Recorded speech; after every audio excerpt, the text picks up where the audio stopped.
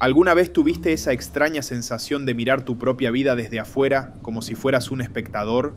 ¿O de vivir un momento que se sentía extraño, casi irreal, como si no fueras vos quien lo estaba experimentando? De moverte, hablar, actuar, sin entender exactamente por qué. O esos instantes en los que la mente se apaga y uno simplemente se va. La ciencia lo llama disociación, pero para quienes lo experimentan, se siente como perder el control de uno mismo. Quizás pensaste que eras el único, pero no. Lo cierto es que todos, en algún momento, hemos sentido una pequeña grieta en el yo. Si alguna vez viste Fragmentado, El Club de la Pelea, El Cisne Negro u otras películas donde el protagonista parece convivir con diferentes personalidades, sabés de qué hablo. Todas tienen algo en común. Nos muestran, de forma más o menos real, cómo el trauma puede fragmentar la mente humana. Pero mucho antes de que el cine lo convirtiera en espectáculo, hubo alguien que estudió este fenómeno con rigor científico: Pierre Janet. Janet no buscaba controlar la mente, sino entender su fragilidad. Y en esa búsqueda descubrió algo inquietante: que el trauma no desaparece, que las heridas emocionales, si no se sanan, se esconden, y desde las sombras siguen hablando. Bienvenidos y bienvenidas a El Camino del Iniciado. Hoy intentaremos comprender qué es la disociación, esa grieta invisible en la mente humana que los médicos comenzaron a estudiar hace más de un siglo, pero que aún sigue siendo un completo misterio. Comencemos.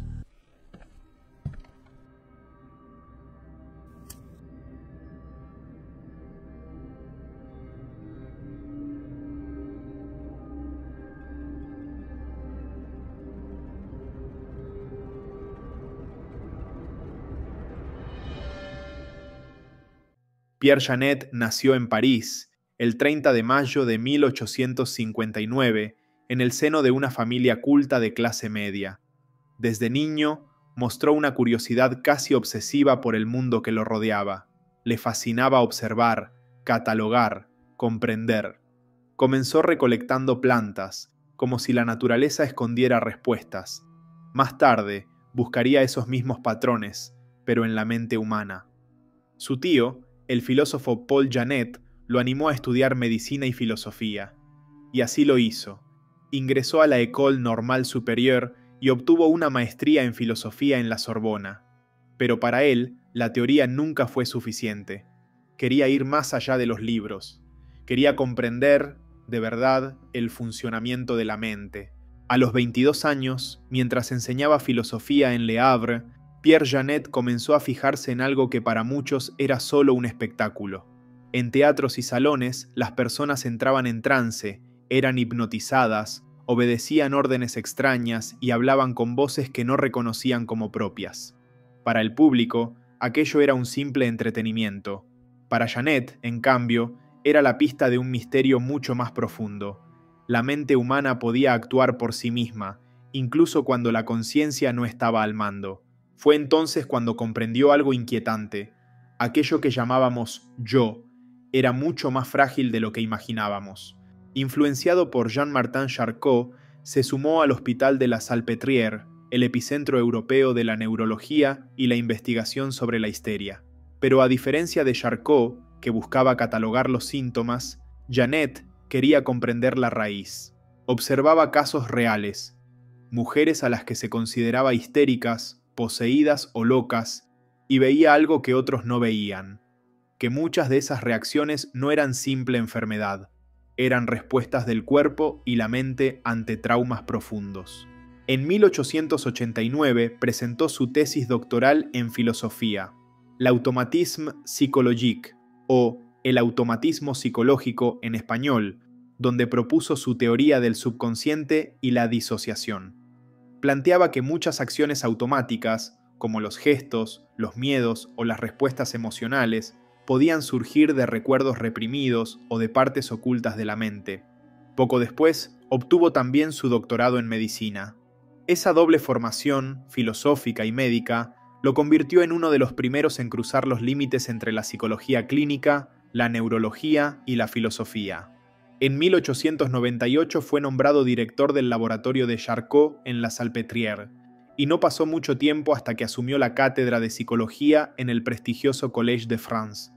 Pero nunca abandonó el terreno. Su lugar seguía siendo junto a los pacientes, observando, anotando y preguntando. Janet se atrevió a desafiar las verdades cómodas de su tiempo. Mientras la ciencia intentaba reducir la mente a simples reflejos, impulsos o herencia biológica, él proponía algo mucho más humano y perturbador: que las experiencias dejan huellas, que los traumas no se borran, y que cuando el dolor es insoportable, la mente puede fragmentarse, creando zonas apartadas o incluso identidades para poder sobrevivir. William James, uno de los padres de la psicología moderna y de quien hablamos en videos anteriores, lo consideraba un referente y elogió públicamente su trabajo. Pero Janet no perseguía aplausos ni fama, buscaba algo mucho más valioso: comprender. En un mundo que todavía dudaba de la existencia del inconsciente, Janet ya estaba explorando sus profundidades.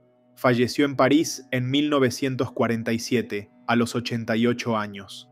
Su obra quedó durante décadas a la sombra de Freud, pero hoy su mirada sobre el trauma, la disociación y la mente humana sigue tan vigente como en sus primeros escritos. La palabra puede sonar rara, pero la experiencia no lo es. De hecho, todos hemos disociado alguna vez. Cuando vas manejando y llegás a destino sin recordar el camino. Cuando quedás colgado mirando al vacío, perdido en tus pensamientos. O cuando un recuerdo doloroso aparece de golpe y todo a tu alrededor parece apagarse por un instante. Eso es la disociación en su forma más leve. La mente se desconecta por un instante, como un mecanismo de protección, para ahorrar energía o simplemente escapar de la realidad por un momento. Pero en los casos más graves, como en personas que han vivido abusos, guerras o traumas profundos, esa desconexión deja de ser algo pasajero. Se convierte en un refugio permanente, un mecanismo automático que la mente activa para poder seguir adelante. Es como si cada herida, incapaz de cicatrizar, quedara encerrada en pequeños compartimentos de la memoria, separados del resto de la vida consciente. Es entonces cuando aparecen las formas más complejas de disociación: lagunas enteras en los recuerdos, episodios en los que alguien puede alejarse de su vida sin darse cuenta, lo que conocemos como fugas, y en los casos más extremos, la fragmentación en distintas identidades, lo que hoy llamamos TID, o trastorno de identidad disociativo, una mente que, para sobrevivir, se divide en varias voces, varias historias o varias versiones de sí misma. La pregunta de Pierre Janet no era qué estaba mal en las personas, era mucho más humana y mucho más incómoda. ¿Qué lleva a la mente a separarse de sí misma?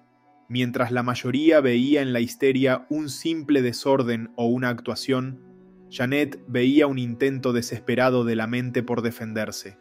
Descubrió que detrás de muchos síntomas, desmayos, gritos, gestos sin sentido, bloqueos, se escondían historias no contadas, heridas invisibles, traumas casi siempre nacidos en la infancia, fragmentos de dolor que la conciencia había preferido apartar solo para poder seguir adelante.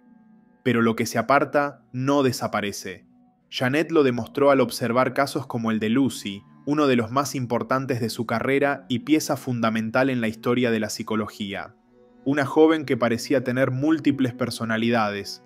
Una de ellas se mostraba tranquila y racional, otra emocional y vulnerable, presa de ataques de pánico, y una tercera adoptaba rasgos infantiles, sumisos, como si retrocediera en el tiempo. Bajo hipnosis, Janet hizo un descubrimiento inquietante. Cada una de esas Lucys tenía memorias y emociones propias, como si fueran vidas paralelas, pero había una más profunda, una que lo recordaba todo, y entre esos recuerdos ocultos emergió lo innombrable, un trauma vivido a los 7 años, invisible para los demás, pero lo bastante poderoso como para fragmentar su mente. Para Pierre, la mente podía dividirse en partes que actuaban fuera de la conciencia. Llamó a ese fenómeno disociación, y lejos de tratarlo como una rareza, lo vio como un mecanismo de defensa, una forma en que la mente intentaba protegerse del dolor insoportable. Describió cómo las experiencias traumáticas podían quedar atrapadas en lo que él llamó el subconsciente, una parte de la mente que sigue activa aunque no la recordemos. Esas experiencias reprimidas podían reaparecer en cualquier momento, despertadas por un gesto, un olor, una palabra. No como un recuerdo claro, sino como una emoción desbordada, un miedo irracional o una reacción automática. Janet también fue pionero en otra idea que recién un siglo después la ciencia confirmaría, que la memoria traumática no se archiva como las demás, que queda viva, presente, y por eso puede invadirnos sin aviso. Su trabajo inspiró a Freud, quien tomó varias de sus ideas para desarrollar el psicoanálisis. Pero mientras Freud se centró en los deseos reprimidos y la sexualidad, Janet nunca dejó de mirar el trauma como núcleo de la disociación. Esa diferencia no era menor. Definía también la forma de trabajar con los pacientes, porque para Janet, el objetivo no era solo desenterrar memorias, sino integrarlas. Su herramienta más conocida fue la hipnosis, que utilizaba no como espectáculo, sino como un puente hacia el subconsciente. Bajo ese estado, lograba que sus pacientes accedieran a recuerdos que la conciencia había apartado. De esta forma, lo reprimido encontraba una vía de expresión, y en ese momento comenzaba lo más delicado: ayudar al paciente a unir las partes fragmentadas de su mente, a recuperar la continuidad del yo. Hablaba de la importancia de una reeducación psicológica, un proceso lento y cuidadoso, en el que cada recuerdo traumático debía ser reconocido y transformado hasta poder integrarse como parte de la propia historia. Su mirada fue verdaderamente visionaria. Se adelantó a muchas de las terapias modernas del trauma. Hoy, cuando hablamos de integración somática, de trabajar con la memoria emocional o de crear un espacio seguro para la catarsis, estamos, sin saberlo, caminando por la senda que él abrió hace más de un siglo. Para él, no se trataba solo de entender, sino de acompañar, cuidar y ayudar a integrar las partes fragmentadas de la mente. El tiempo y la historia no siempre fueron justos con Pierre Janet. Mientras Freud se convertía en el rostro del inconsciente, Janet quedaba en segundo plano. Durante décadas apenas se lo mencionaba en las aulas y su nombre se fue borrando de la memoria colectiva. Pero las ideas tienen su propio tiempo, y las de Janet, más que teorías pasajeras, eran semillas. Con el correr de los años, comenzaron a germinar en la psicología, en la filosofía y hasta en la cultura popular. Hoy, al mirar hacia atrás, entendemos que su intuición fue mucho más audaz de lo que su época podía tolerar. La vigencia de Janet no está solo en los manuales clínicos ni en las investigaciones actuales sobre la mente. Se filtra también en nuestra manera de narrarnos a nosotros mismos. Cada vez que una novela, una película o una serie retrata personajes fragmentados, identidades múltiples o memorias reprimidas sin saberlo, está dialogando con las preguntas que él planteó cuando la psicología apenas comenzaba a explorar sus propias sombras. Obras como Sibyl o Las tres caras de Eva llevaron al gran público aquello que Janet ya había descrito con rigurosidad científica: que no somos una sola voz, sino un conjunto de partes que a veces entran en conflicto. Pero su legado va más allá de la ciencia o la cultura. Nos deja una forma distinta de mirar. Nos recuerda que detrás de lo que parece extraño o incomprensible puede haber un sentido oculto, que la mente no es un mecanismo defectuoso, sino un territorio inexplorado lleno de matices que exige respeto y escucha. Por eso, aunque su nombre no haya alcanzado la fama de Freud o Jung, su obra sigue viva, no como un monumento del pasado, sino como una invitación permanente: mirar al ser humano en toda su complejidad, sin reducirlo, sin juzgarlo, aceptando que cada silencio y cada gesto pueden ser la huella de una historia no contada. Ese, en definitiva, es el verdadero legado de Pierre Janet: recordarnos que comprender al otro es también abrirnos a lo que en nosotros mismos permanece en la sombra. Pierre Janet no fue un chamán ni un maestro espiritual. No hablaba de almas ni de energías, y sin embargo, su trabajo rozó, casi sin proponérselo, un territorio profundamente humano y también espiritual. el de las heridas invisibles que seguimos cargando y las partes de nosotros mismos que dejamos atrás para poder sobrevivir. Mientras otros buscaban clasificar síntomas, Janet escuchaba. Mientras otros intentaban definir la locura, él se preguntaba, ¿qué parte de esta persona intenta protegerse? ¿Qué experiencia la llevó a fragmentar su mente? Esa forma de mirar, no para juzgar lo roto, sino para comprenderlo, es, en esencia, lo que muchas tradiciones espirituales han enseñado durante siglos. En las tradiciones chamánicas se hablaba de la pérdida del alma. Cuando un trauma era demasiado doloroso, una parte del ser se alejaba, y solo podía regresar si alguien lo acompañaba en el viaje de retorno. En las culturas andinas, sanar significaba restaurar la armonía entre el mundo interno y el mundo externo. En África, la enfermedad emocional no se entendía como un problema individual, sino como una fractura en toda la red de vínculos que sostenía a la persona. En la Grecia clásica, la tragedia y la catarsis buscaban liberar lo reprimido para integrar aquello que el alma no podía aceptar. Todas estas tradiciones coinciden con la mirada de Janet: lo que negamos, lo que callamos, lo que evitamos aceptar, no desaparece. Permanece en lo profundo, aguardando el momento de ser reconocido, de ser integrado. Tal vez por eso, su obra aún resuena hoy como un acto profundamente humano, porque mirar el dolor del otro sin miedo es, en realidad, una forma de honrar su alma, y al hacerlo, también reconocemos la nuestra. Tal vez sea hora de dejar atrás la idea de que las heridas se superan solo con fuerza de voluntad, o de creer que el dolor se olvida solo porque decidimos no mirarlo.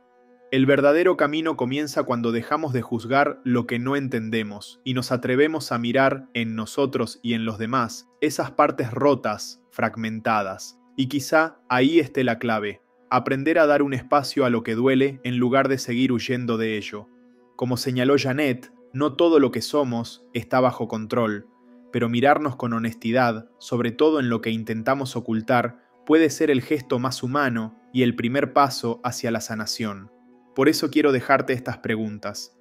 ¿Alguna vez sentiste emociones que irrumpieron sin aviso, como si vinieran de un lugar oculto? Miedo, enojo o tristeza, imposibles de explicar, pero que se vivían con una intensidad abrumadora. Quizás ahora puedas empezar a darles un sentido. Comenta abajo, compartí tu historia, porque este camino no se recorre solo. Gracias por llegar hasta el final. ¿Qué te pareció este video? Si te hizo reflexionar, dale me gusta, suscríbete a El Camino del Iniciado y activa la campanita para no perderte los próximos episodios. Cada semana exploramos juntos el lado profundo de la psicología, la historia y el alma humana. Y recuerda, cuanto más conocimiento poseas, más libre serás.